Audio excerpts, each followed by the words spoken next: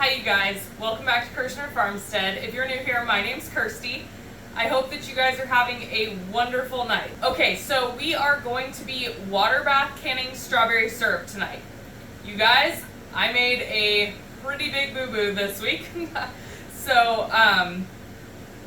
We just came back from a 9-day road trip. It was wonderful. Over 13 states. It was really fun. But when we got back, I decided that we were going to buy 28 pounds of strawberries because we found a deal on flats of strawberries for $8 each. So I bought 3 of them, of course. Well, the day after that, I got a sinus head cold, and about 20 pounds of those strawberries went bad in 2 days. It was crazy. They weren't bad when I got them. It was not the company or the store or anything. It was just they were put on top of our freezer where it was warm, and unfortunately the bottom 2 flats went bad and the top flat was somewhat salvageable. This is all that I have left from 28 pounds. So I can definitely say that our chickens are happy. So we are just going to be making a really simple strawberry pancake syrup, and let's get started. I'm going to show you how to do it. Okay, so first things first, I washed these already. I actually did a vinegar wash because I wanted to make sure that none of the ones that were left had anything funky on them. So I washed them all, and now I am going to cut the tops off and put them into my food processor.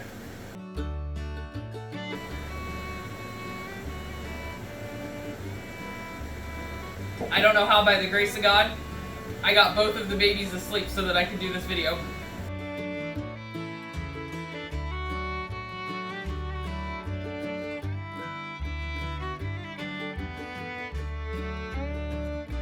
Alright you guys, as you can imagine, you're going to want to, I always forget that you have to twist the lid off of this food processor before you can take the bowl off.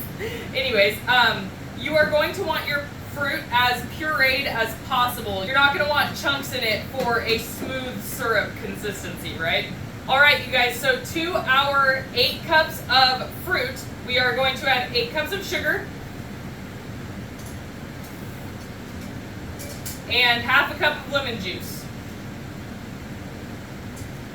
This is almost just like making jam, but without the pectin. Alright, so we're going to get this on the stove and heat it up just until the sugar is dissolved into the fruit.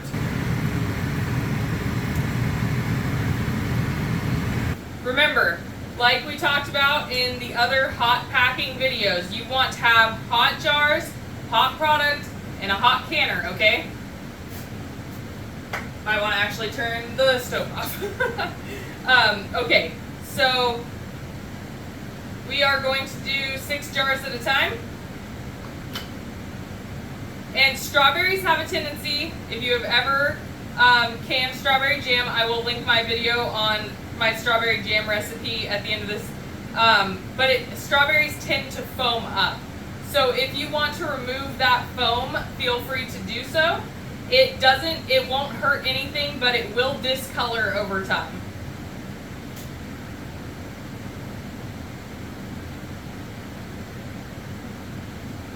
I feel like I'm really brave wearing a white jacket to can strawberries in. Okay, you guys are going to want to leave a 1/2 inch headspace, okay? So if you look at the inside of your canning funnel, there's going to be a ring around it.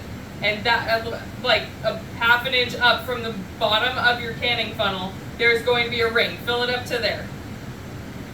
If not, you can use this first ring up as a guide on your actual canning jar.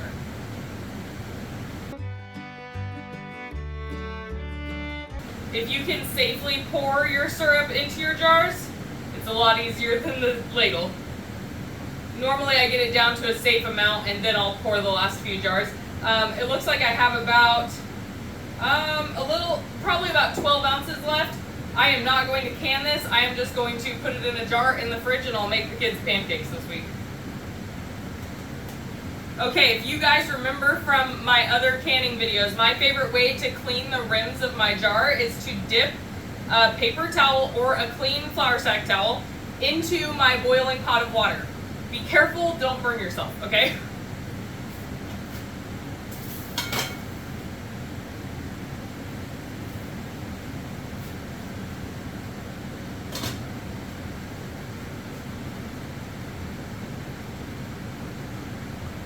So the reason you want to wipe your rims is so that if there is anything, if there's any of the product on your rim, it doesn't get stuck between the lid and the jar and prevent a seal.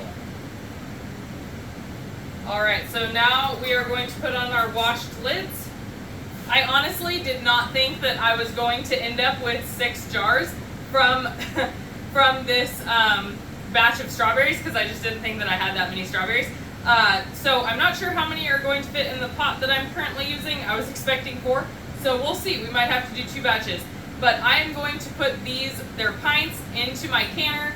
My elevation is over 1,000 feet. I am going to be canning them for 15 minutes. Oh my goodness, you guys, I actually fit all 6 jars in that little pot.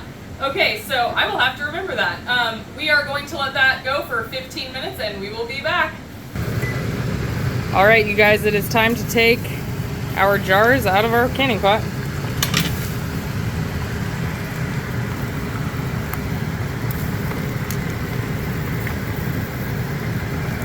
There you go. Looks like strawberry jam, but it is going to be thin like syrup.